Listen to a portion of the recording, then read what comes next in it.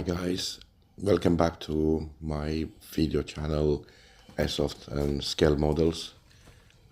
This time I'm gonna present you an XM177 Airsoft replica of the Vietnam War Commando troops favorite weapon versus the very first M4A1 variant. Between these two famous weapons, there is a serious difference in years.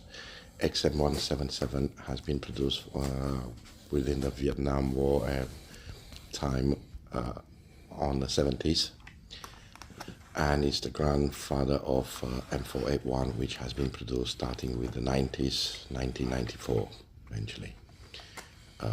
There is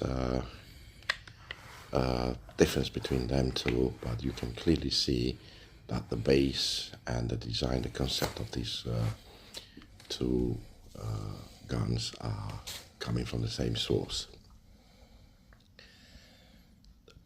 One of the differences you can see is the